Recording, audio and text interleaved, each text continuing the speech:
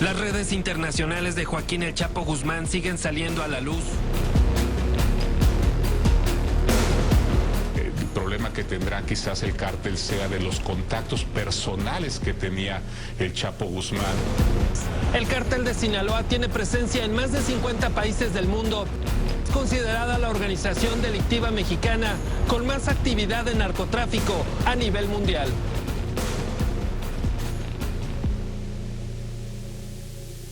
El cartel de Sinaloa tiene sus orígenes en México, cuando en un pequeño grupo de familias campesinas que vivían en las áreas rurales del estado de Sinaloa comenzaron a cultivar y contrabandear marihuana y amapola.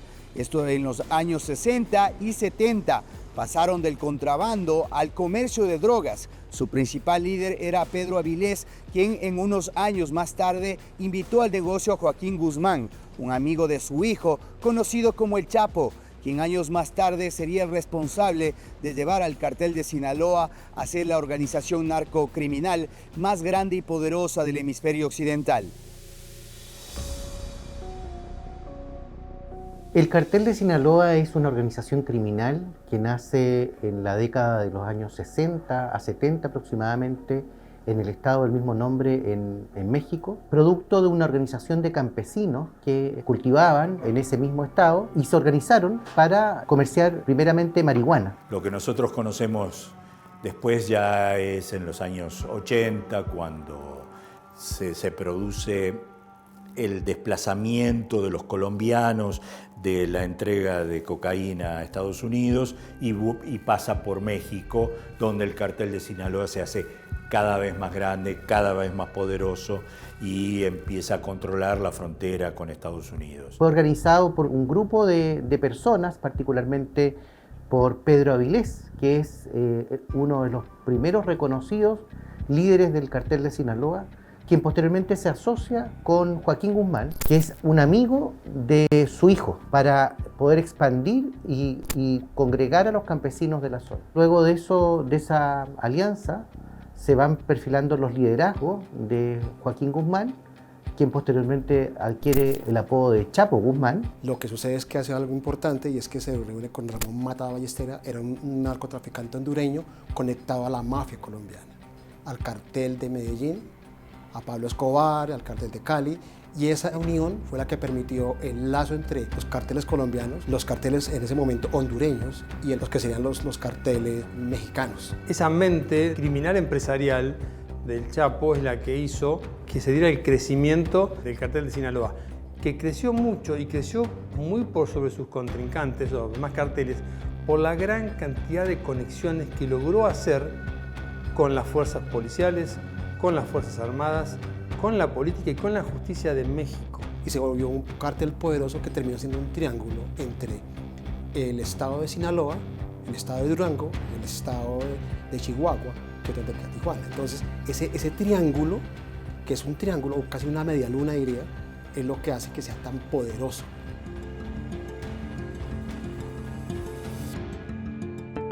El cartel de Sinaloa tuvo dos grandes momentos históricos. El primer momento fue cuando se consolidó como una organización, fue cuando el Chapo de Guzmán tomó el control absoluto del cartel de Sinaloa y fue el amo y señor de ese cartel. Similar al caso de Pablo Escobar. Pero esos grandes carteles centralizados demostraron para el crimen una gran debilidad, porque si caía el líder entonces tenía muchos problemas. Entonces, después de eso, se fraccionó en varias vertientes, pero el cartel de Sinaloa hizo algo muy, digamos, racional para una organización criminal que es financieramente eficiente. No es una organización vertical, o sea, como que aquí hay un bloque y aquí hay otro y otro me obedecen en una jerarquía. No, es una organización satelital, horizontal, donde todos colaboran en una especie de red.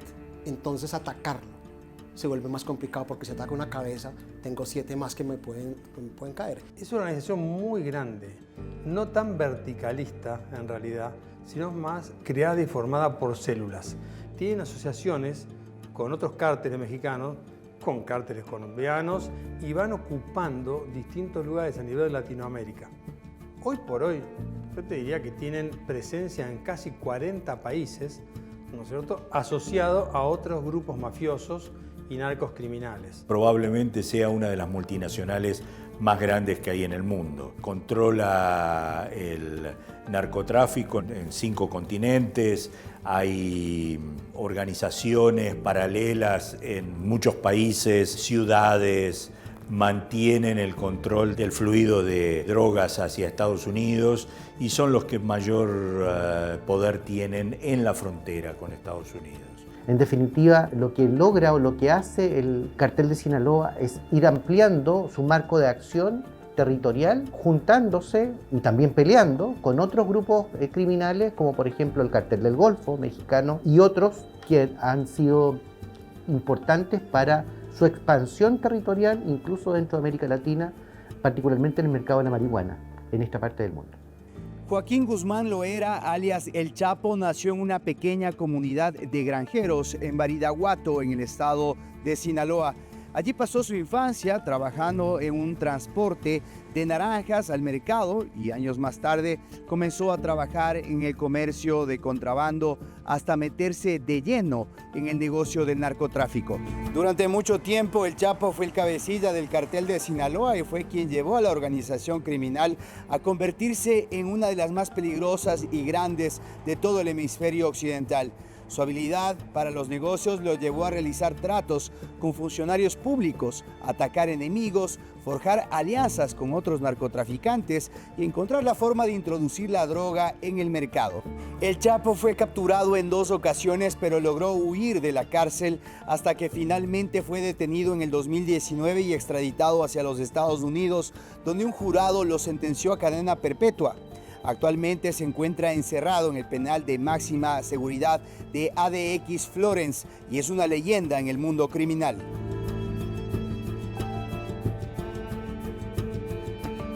El Chapo fue el gran líder de la organización, fue el que, digamos, la consolidó, fue la figura central. Es el que logra crear un centro de poder muy importante para el cártel de Sinaloa en la lucha con los otros cárteles en México.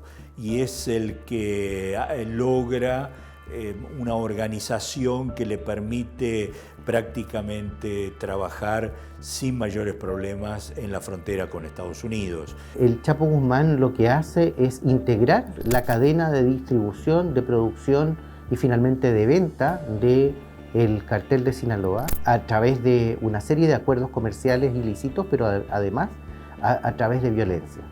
Es un hombre que puede llegar a negociar con otro capo, que era Mata Ballesteros, que entra en contacto con Pablo Escobar, que era el gran líder criminal de la época. Estas personas eran personas racionales y eran personas que estudiaban y que tenían una capacidad intelectual importante, más no formación académica. Esas cosas pues tienen un impacto muy fuerte para poder llegar y comandar una organización, para saber cómo unificarla y para saber cuándo emplean la violencia y cuándo no. Eso es lo que hizo que el Chapo pudieran crecer, subsistir y expandirse, no solamente dentro de México, sino a nivel de otros países. Un personaje que mucho ha marcado también la forma en la que hoy líderes de las bandas a nivel local tratan de presentarse. De hecho, la narcocultura hoy está muy mexicanizada, muy por encima incluso de la influencia que pudo tener tal vez un cartel de Medellín. Se convierte en el sujeto más buscado por parte de las autoridades mexicanas y también de Estados Unidos, culminando con su extradición y posterior sentencia.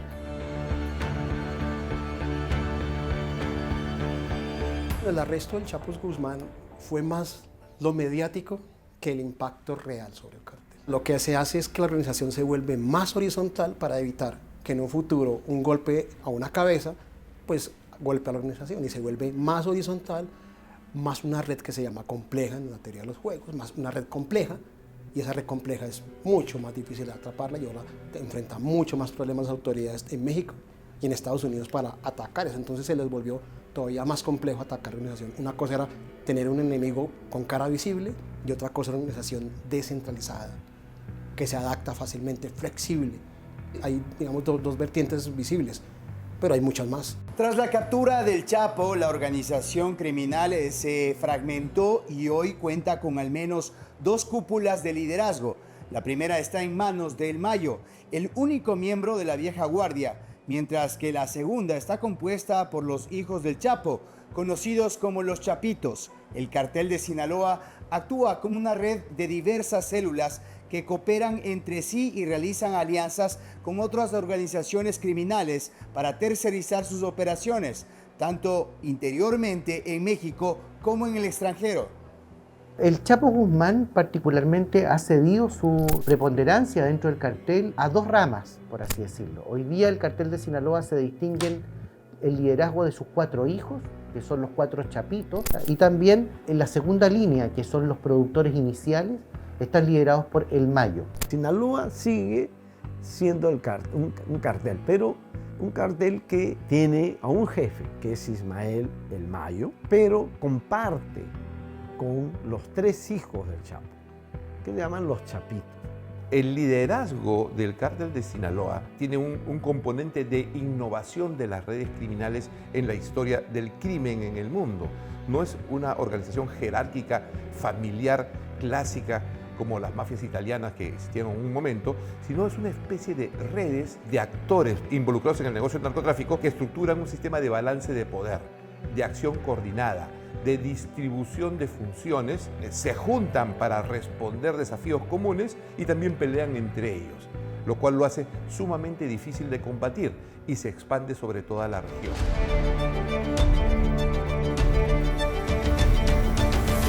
Hay una separación que es evidente entre estas dos facciones que tienen negocios distintos y que en definitiva hasta ahora hay una pugna y rivalidad entre estas dos facciones.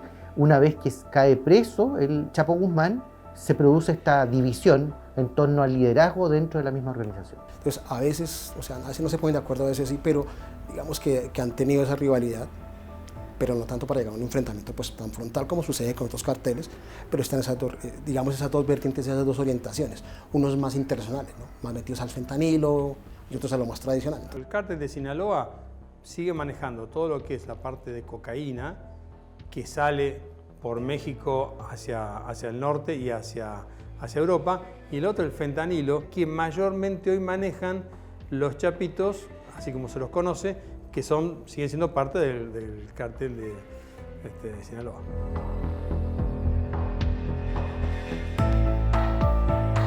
Tienes jefes, tienes soporte logístico, tienes financistas que actúan como franquicias, como outsourcing y que se mueven en toda la organización en forma clandestina, nexos con los políticos, con medios de comunicación, nexos con sectores económicos importantes.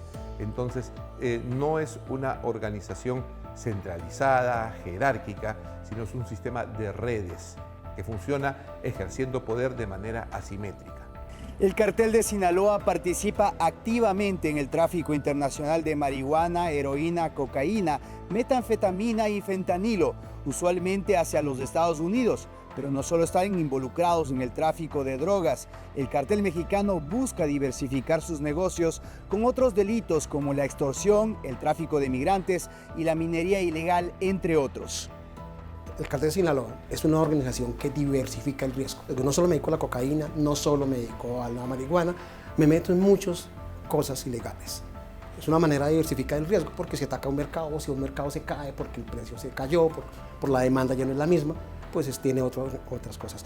El negocio principal es el tráfico de drogas, principalmente cocaína, metanfetaminas y el fentanilo, drogas sintéticas. Ese es el corazón de su negocio, pero ese negocio se expande en diversos ámbitos criminales, ¿no? Que como son las tratas de personas, el lavado de dinero, redes de contrabando, tráfico humano y con excesiva violencia. Es una multinacional del crimen. Tienen tentáculos en todo tipo de actividades, incluso lícitas. El eje delincuencial es el lavado de activos. Su red de influencia es altísima porque además es un mundo que demanda mucho financiamiento y los estándares de licitud del financiamiento no son los mismos en todos los países del mundo. Siempre pensamos que esto es una banda criminal y que no sabe. No, todo lo contrario, esto es gente que sabe mucho de finanzas y que diversifica el portafolio.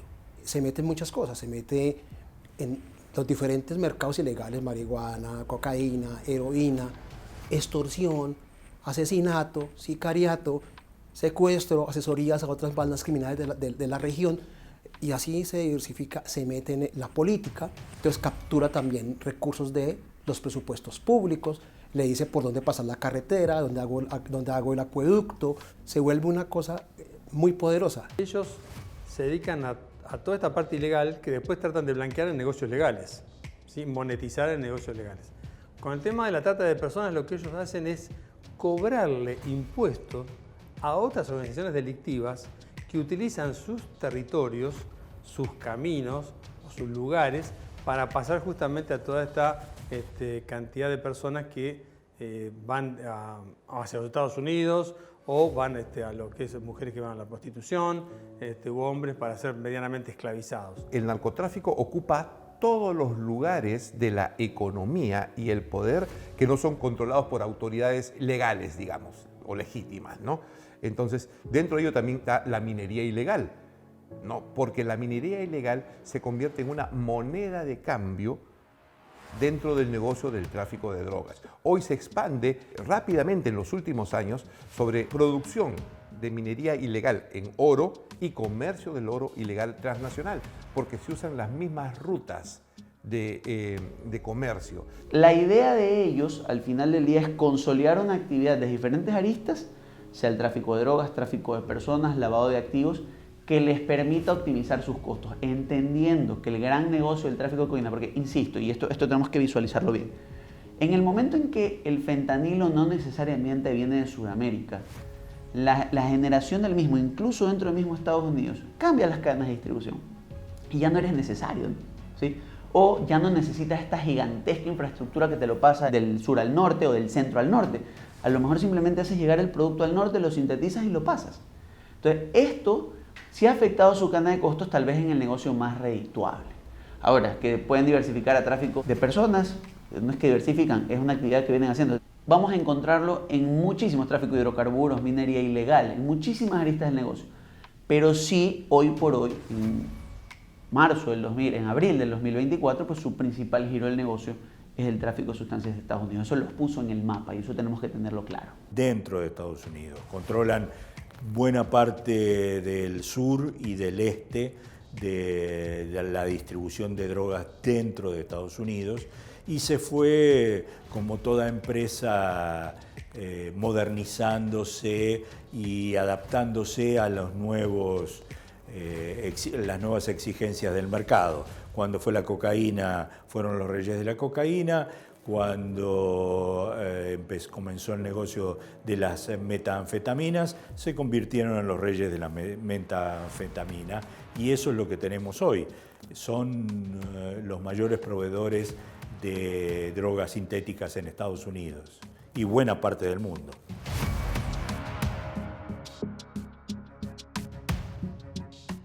El poder económico que tiene el cartel de Sinaloa es impresionante. Manejan quizás más que el presupuesto de algunos estados de América Latina. Una multinacional tiene un negocio muy diversificado y como tal va a tener control en diferentes aspectos.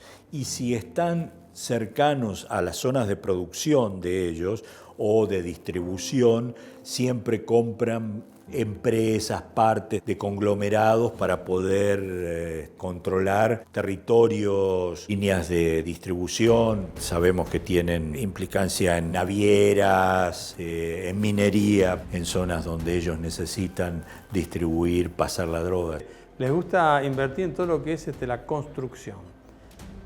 Entonces construyen y hacen construir y te encontrás después con edificios de muchos pisos totalmente deshabitados, ¿no es cierto? O poco habitados, porque justamente están hechos para blanquear el dinero que de alguna manera les llega del manejo de las drogas ilegales. Básicamente es obtener ganancias y poder lavar dinero, es la estructura comercial, ¿no? Que se filtra por todos los espacios de debilidad institucional o de aspectos que no son cubiertos por la formalidad.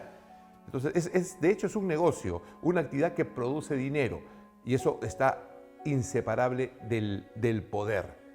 La expansión del poder del cartel de Sinaloa no hubiese sido posible sin sus vínculos con sectores del poder, desde políticos hasta fiscales y oficiales de policía. Un reciente informe publicado por el Servicio de Investigación del Congreso de los Estados Unidos señaló la presunta corrupción y la voluntad política limitada por parte de las autoridades mexicanas. Además, expertos cuestionan el dinero recibido en la campaña electoral del actual presidente mexicano Andrés López Obrador por parte de la organización criminal. El cartel de Sinaloa ha estado metido en la política mexicana principalmente. Empezó en el PAN cuando estaba Vicente Fox y Calderón. No estoy diciendo que los presidentes hicieran, pero sí sus funcionarios estuvieron muy infiltrados y se han filtrado informes tanto de los Estados Unidos como del mismo México, donde han estado implicados. Inclusive en este momento hay en boga en México un caso de infiltración de Manuel López Obrador, el actual presidente de México, en el 2006, que fue financiado por ese cartel, y eso ha generado pues muchos roces, más por el sesgo ideológico. Y después en las regiones, más sus socios comerciales también se infiltran con la política. Son conocidas las relaciones del mundo del narcotráfico con el financiamiento de campañas políticas. Digamos, obviamente en México, donde es un país fragmentado políticamente con caciques relacionados con el narcotráfico, y también en Colombia. También en Centroamérica, ¿no? También en Centroamérica en un momento, asociado con grupos paramilitares, grupos revolucionarios como la FARC, digamos en Colombia, o como el M-19 también en Centroamérica. Entonces, sí hay nexos políticos.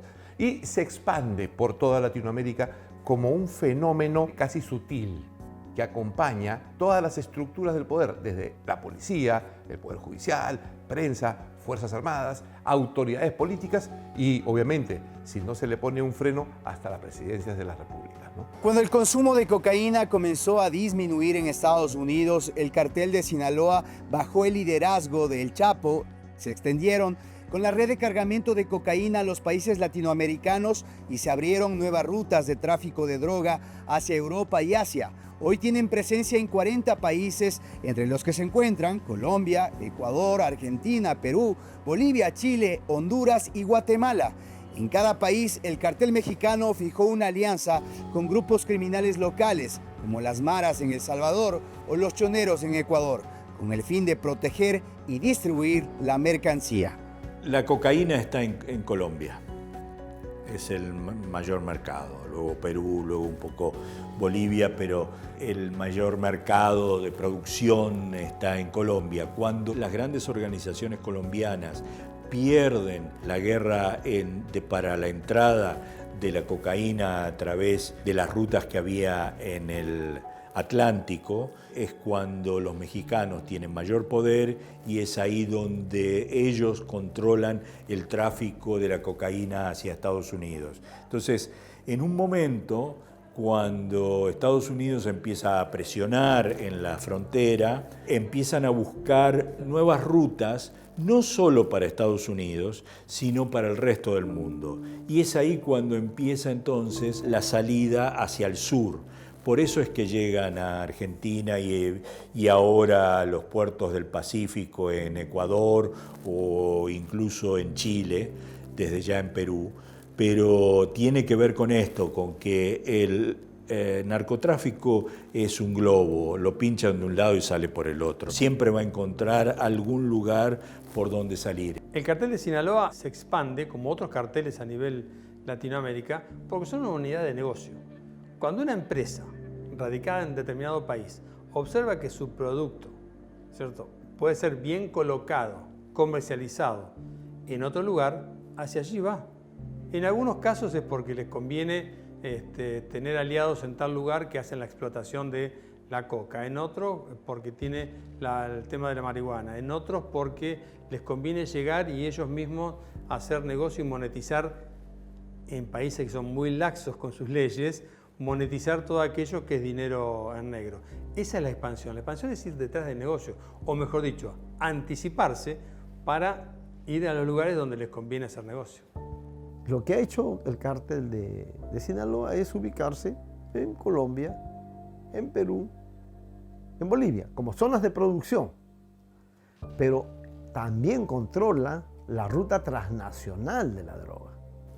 La producción de cocaína de México pasa por Perú, luego a las cocinas en Bolivia y de ahí hacia Paraguay y los puertos brasileños, o por la hidrovía hacia la salida por el Río de la Plata hacia Europa, y eso hace que entonces los puertos de la hidrovía, particularmente el de Rosario, sea tan importante para esto, porque termina ese fluido de los cargamentos que llegan hasta ahí, donde están los grandes cargueros que llevan los granos a Europa, ¿no? El cartel de Sinaloa en la parte de Europa y en todos estos puertos, más que todo en Bélgica como en Holanda, tienen muchísima presencia, pero no tienen una presencia directamente el cártel de Sinaloa, sino que lo que fomentan es una terciarización. ¿Qué significa? Pagan a bandas locales para que ellos puedan abrir los containers y sacar la droga para empezarlas a vender en Europa. En algunos países de Europa y hacia África y hacia parte de Oceanía, ellos han ido más allá. Ellos mismos están exportando la droga, porque hoy el mundo vive lo que yo llamo la mundialización del consumo de las drogas, y con ello también la mundialización del consumo de la cocaína.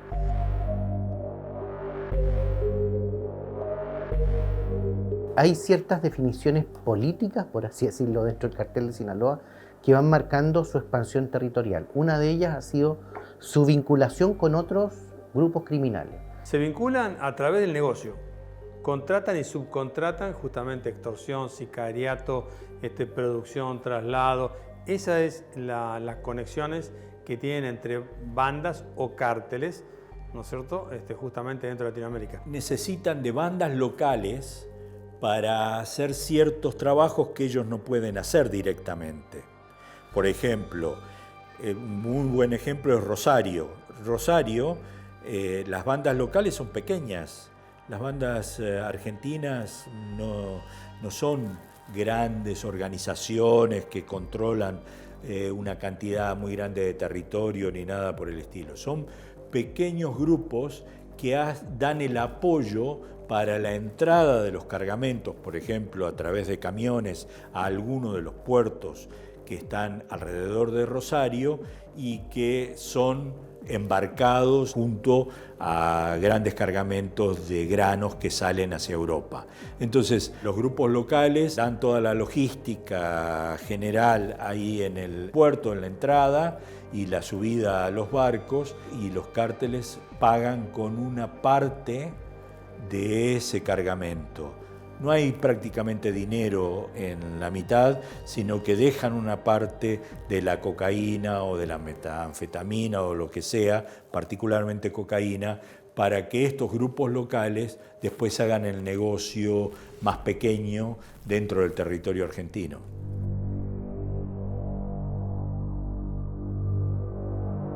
Tienes en Bolivia a Sinaloa. Sinaloa comparte, coexiste en una ruta como la boliviana, que es muy importante. ¿Por qué es importante? Del Perú, por lo menos el 40% de la producción de cocaína sale por la vía aérea, es decir, clandestina, es puente aéreo, Perú, Bolivia, Paraguay, Brasil. Pues bien, entonces el cártel de Sinaloa también está presente en Paraguay, también está presente en la frontera con Brasil. No entra a Brasil. ¿Por qué? Porque ahí tendrías que chocar con el PCC, Primer Comando Capital o el Comando Bermelo. Pero ese es un eje muy importante para Sinaloa. Lo controla. Está presente en Argentina, está presente en Chile. Eso es la parte del cono sur de América Latina. Pero también está presente en todo lo que es Centroamérica. En alianza, eso sí, no está pues sola, no está operando con sus propios grupos. Ellos están en todos los demás países donde tienen distintas actividades, ¿sí? En algunos vas a ver que es más violento. Ecuador se puso muy violento. Colombia es violento intrínsecamente desde hace mucho tiempo. Tienen negocio con todos los clanes colombianos. Ya no hay cárteles en Colombia. Son clanes, algo mucho más pequeño. Y así con todos. En Paraguay tienen lo suyo, en Brasil tienen lo suyo, en Argentina estuvieron y están, de alguna manera. Así que por eso están en todos los países.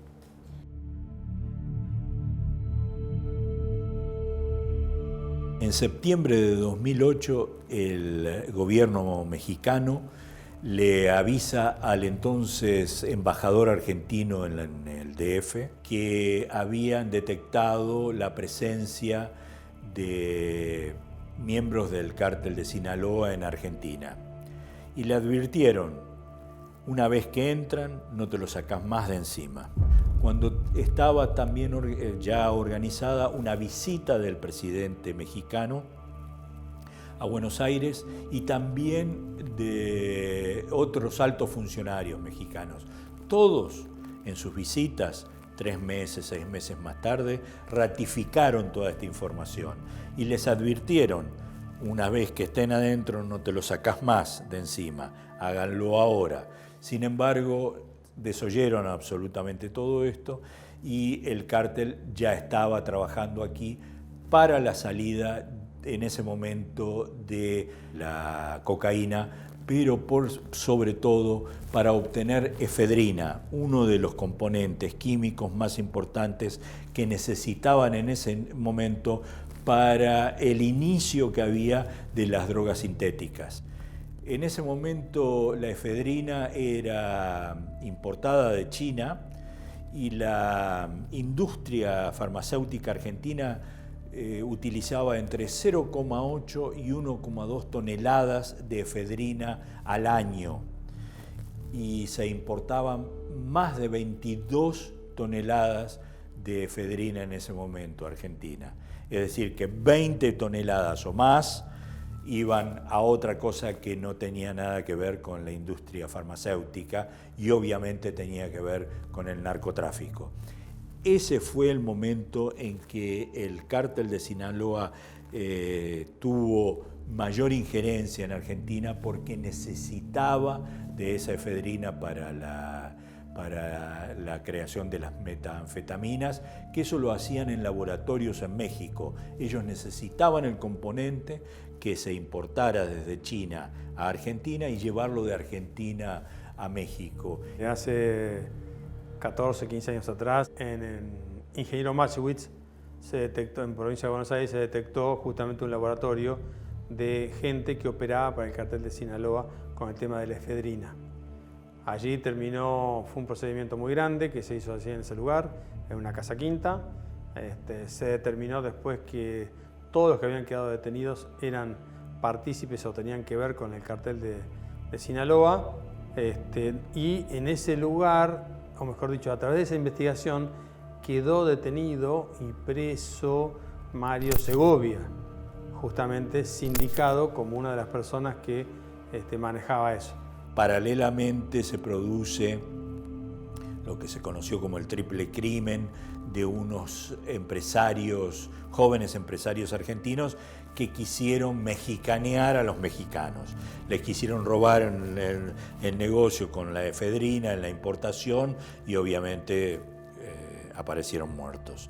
Hubo varios intentos directos del cártel de Sinaloa por controlar y adaptar una organización aquí en la Argentina y finalmente la presión que hubo de Estados Unidos y una efectiva contraofensiva de las fuerzas aquí en Argentina, de las fuerzas policiales y de gendarmería, hicieron que a los mexicanos les conviniera otras rutas para conseguir la efedrina y prácticamente dejaron el mercado de Argentina como productor. Lo mantienen desde siempre como un lugar de paso de los grandes cargamentos que les sigue siendo muy conveniente a través de los puertos de aquí, de la hidrovía, particularmente los de Rosario.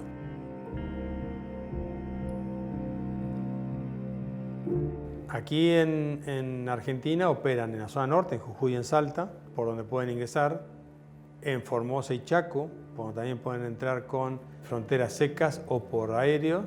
Operan en el norte de Santa Fe muy fuertemente, porque hay muchas pistas, algunas clandestinas y otras no, porque es una zona, tanto el norte de Santiago, el norte de Santa Fe, el sur de Chaco, todas esas zonas las conozco muy bien.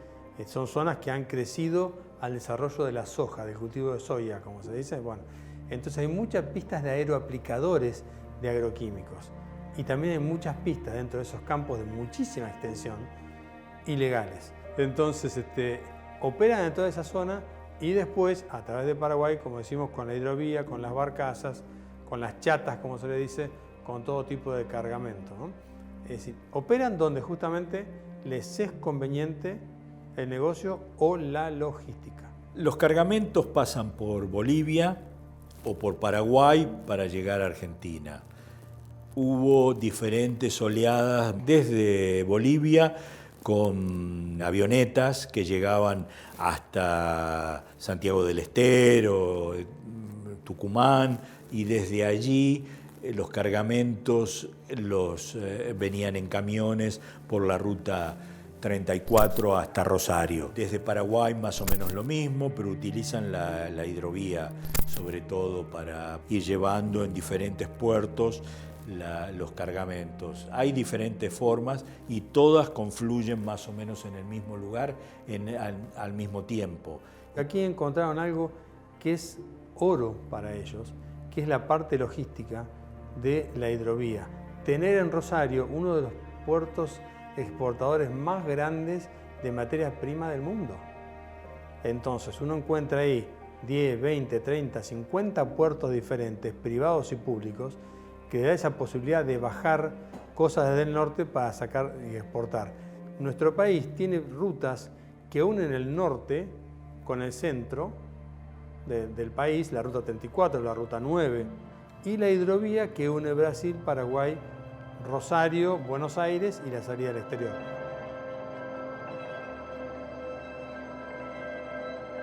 El cártel de Sinaloa actúa principalmente en México, se ha movido por toda Centroamérica, o sea, por Guatemala, por Honduras, Nicaragua, y ha llegado a Colombia.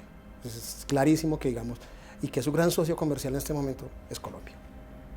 Más la influencia que tiene pasándolo hacia los Estados Unidos, por supuesto. Pero digamos, su gran socio en este momento son los carteles mexicanos, son los carteles colombianos, es el Clan del Golfo, son las disidencias, y entonces ahí, y un cartel que hay que tenerle, cartel que no es cartel, que es una banda criminal tipo 4, es muy peligrosa, es el Clan del Golfo. En mi sentido, la más peligrosa de Colombia, por encima de las disidencias, porque recoge todo el crimen organizado y guerrillas que había en Colombia, están en el Clan del Golfo. Todo el aprendizaje criminal está en el Clan del Golfo. Y eso ya ellos tienen muchos lazos por el Golfo de Morrosquillo, porque pueden salir o por el Atlántico, o por el Océano Pacífico, por el Mar Caribe, exactamente, y por el Océano Pacífico. Entonces esa simbiosis es muy peligrosa para la región y para el continente.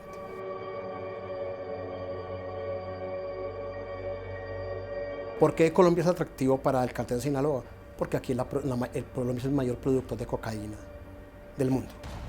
Y obviamente pues requieren el producto base, ácido S, la cocaína.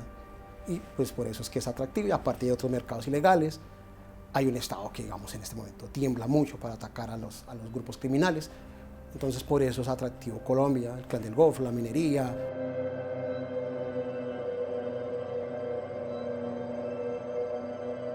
En Colombia el impacto del cártel de Sinaloa pues termina siendo fuerte por lo siguiente. Ellos financian a grupos criminales de alto calibre en Colombia, con más recursos, tengo la capacidad de intimidar la población, porque el control no es por el territorio tanto, es por la población. La población ha sido instrumentalizada para ser usada en contra del ejército. El ejército mostró capacidad para acabar con un grupo, con la guerrilla por las FARC y llevarla a la mesa de negociación. Entonces la estrategia cambió. Ahora no combatimos al ejército a campo abierto, lo combatimos con la población. Por eso hemos visto constantemente secuestros de militares por parte de la misma población. Eso es el impacto, pero no es que lo haga el Cartel de México, es su mecanismo de transmisión. Llega el dinero a Colombia, financia un grupo armado y el grupo armado lo que hace es tomar control de la población, que termina siendo más importante.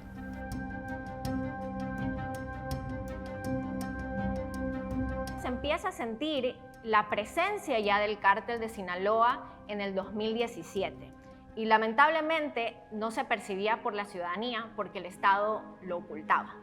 En el 2017, según informes de inteligencia, se empezó a notar que hubo una particularidad dentro del sistema carcelario en Ecuador. Se ve este patrón particular de cómo se empezaban a matar los PPLs. Empezaron a haber degollaciones, empezaron a haber casos de que incendiaban los cuerpos o los chamuscaban, y el punto de incendiar o chamuscar el cuerpo es una cuestión para atribuirle un tipo de dolor y simbolismo al cuerpo de un enemigo.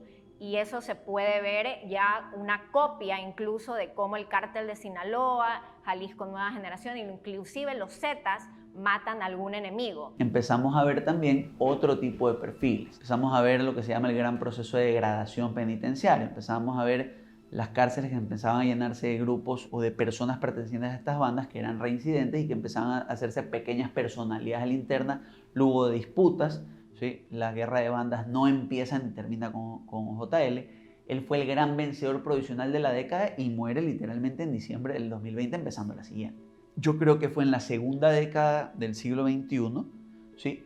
Principalmente ya afianzada la dolarización como un fenómeno local, ¿sí? Y claramente ante la necesidad de tener un canal directo pues que no fuera ni Colombia ni Perú, una vía alterna de acopio y distribución.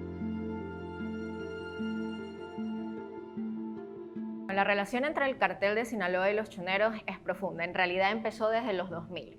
Los choneros fueron la segunda banda delictiva que trabaja dentro del mercado ilícito que Ecuador tiene. El primero fue los queseros, que nacen en los 80, y los choneros nacen en la ciudad de Chone, provincia de Manabí, en 1995. Empiezan a trabajar directamente los choneros con el Cártel de Sinaloa, más que todo en el mercado de narcotráfico como el tránsito de la cocaína. Los cambios en las rutas, cuando Colombia de una u otra manera entra en el conflicto armado, estamos hablando de los 90, hacia finales de los 90, inicio de los 2000, obliga a buscar nuevos mecanismos de curso, digámoslo así, que ponen a Ecuador en una posición de alguna manera bastante interesante en cuanto a generar nuevos nexos se refiere.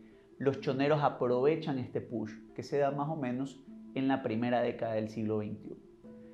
Esto genera una relación natural con el gran demandante en la última etapa del tráfico, que es México, ¿sí? Particularmente entendiendo la fuerza que tenía el Cártel de Sinaloa hacia finales de los 90 e inicios de los 2000.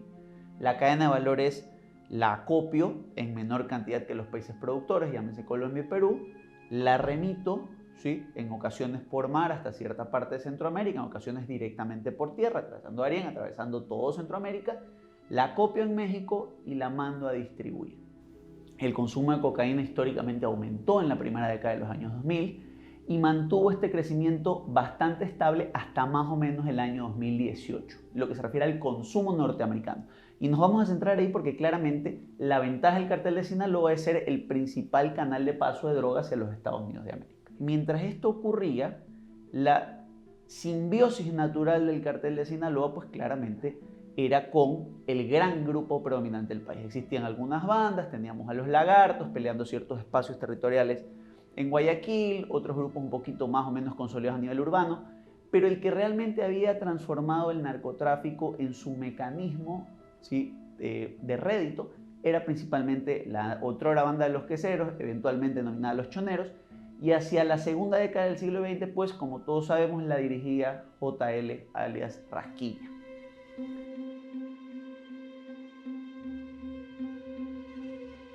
El cártel paga un porcentaje del valor de la transferencia, recordando que Ecuador es centro de acopio, en este caso a los choneros, ¿sí? En efectivo, y el otro se lo da en producto para su distribución local. ¿Qué genera eso? La necesidad de controlar territorios, bien sea para colocarlo internamente o buscar nuevas rutas, como la que hemos visto de hace muy poco, canales hacia Brasil, por ejemplo, gran exportadora hacia Europa. ¿Por qué estas dos cosas se juntan? Porque el Cartel de Sinaloa, hoy por hoy como organización, ¿sí? probablemente necesite más que nunca, no solo garantizar esta línea de abastecimiento, sino buscar tal vez la posibilidad de tomar Ecuador como un puerto de salida al otro gran mercado de cocaína que sí ha mantenido su crecimiento, que es el mercado europeo.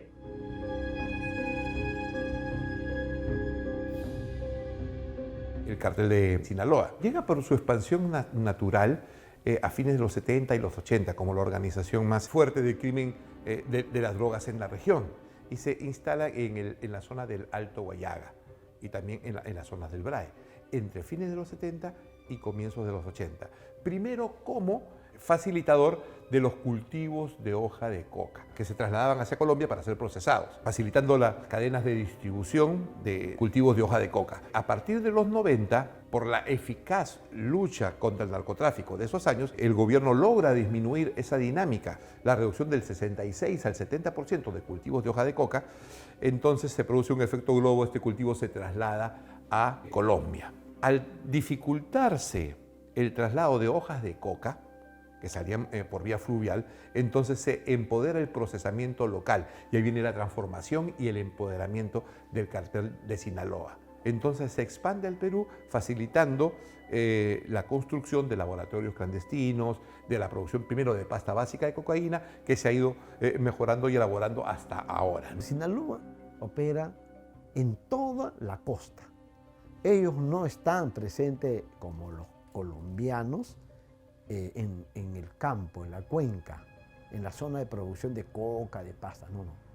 Ellos establecen sus alianzas y construyen sus abastecedores, las firmas locales, las firmas regionales que lo abastecen, y ellos observan a través de sus brokers cómo se acopia, se acondiciona y luego se camufla, ¿no? Sea en agroexportación, productos de agroexportación, o en lingotes de oro, o en recursos hidrobiológicos del mar, para colocarlos en el barco. Hasta ahí termina la labor de cierta capa de miembros de Sinaloa, de observar ese proceso. Ellos no meten la mano incluso ahí, pero sí están presentes desde el acopio hasta su embarque en los puertos, hasta su salida. Una vez asegurado eso, ahí empieza el trabajo de otros, ¿no? Entonces, sí, Sinaloa está desde Chile, ¿no? Los puertos chilenos, hasta Paita, tiene presencia. Básicamente opera en las zonas del Valle del Braen, principalmente, que es la zona de mayor producción.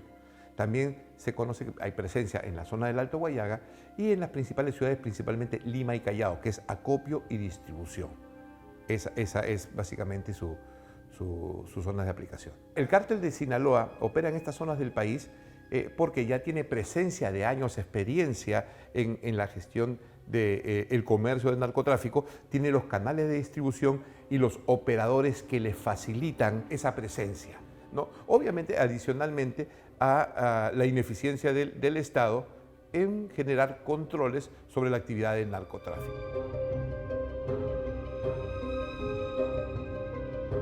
La relación entre el cártel de Sinaloa y Sendero Luminoso es conocida, digamos, por la protección que se brindaba al cultivo y procesamiento básico de la droga en las zonas donde operaba Sendero Luminoso, principalmente en el Braen y el Alto Guayaga, y que los destinatarios del acopio y la distribución estaban asociados con el cártel de Sinaloa. O sea, había relación directa, es lo que se conoce, ¿no? Hoy esa relación se centraliza en el Valle del Braen y se ha debilitado en otros sectores porque Sendero Luminoso ha sido debilitado.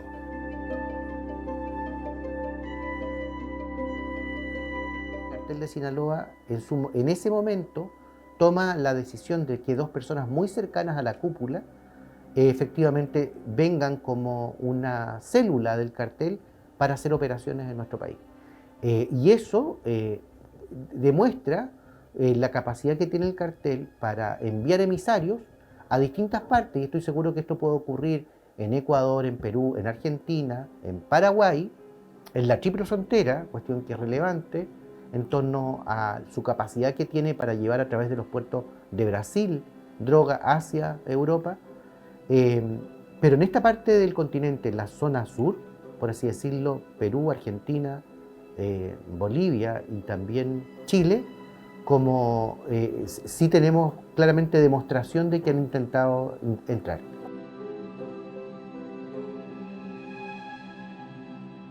Los dos hermanos Salazar Tarriba que arribaron a Chile, ellos nunca han reconocido una adherencia al cartel de Sinaloa, pero sí le puedo contar cuáles son sus vínculos y sus nexos. Ellos sí tenían contacto con los liderazgos del cartel de Sinaloa, aunque no reconozcan pertenencia al grupo.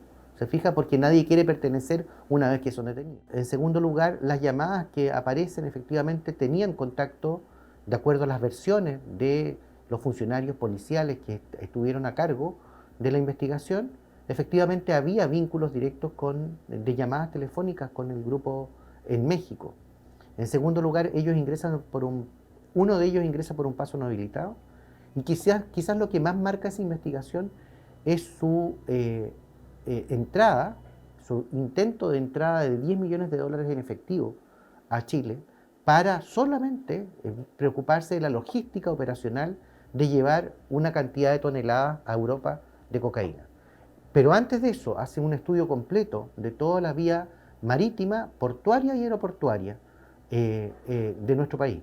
Es decir, son personas preparadas, son personas que vienen a conocer primero cómo opera el comercio internacional de un determinado territorio que no es su país, y efectivamente comienzan a hacer operaciones, pueden contratar abogados, y lo hicieron, pueden contratar una serie de servicios profesionales que efectivamente dentro de eso, dentro de su país y fuera de su país son necesarios para el vínculo comercial con otros continentes.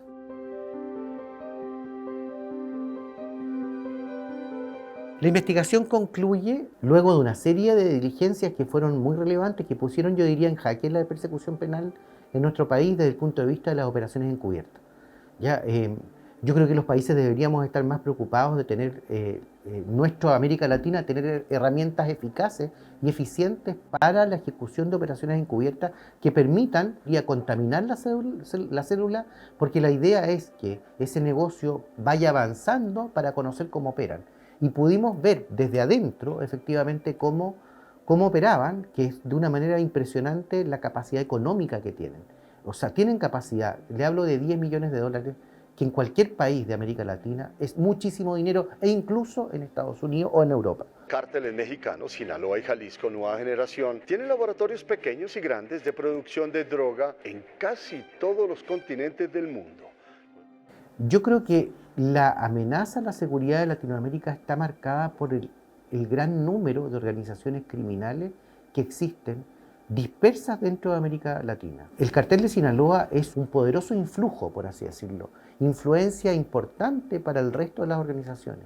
Se han aliado incluso con la mafia italiana, es decir, con la mafia calabresa, la 'Ndrangheta, ha tomado cercanía con Sinaloa, con los carteles mexicanos, colombianos particularmente. Esta sinergia y esta voracidad empresarial por maximización de ganancias económicas por parte de los carteles sí constituye claramente una amenaza, considerando la falibilidad de los estados en Latinoamérica, la escasez de control, los numerosos puertos internacionales y rutas navieras que implican el paso por distintas partes, y le puedo decir rutas que son conocidas y que están dadas por las navieras: San Antonio en Chile, Callao en Perú, Buenaventura en Colombia, los puertos de México, también del Pacífico, que son sumamente relevantes.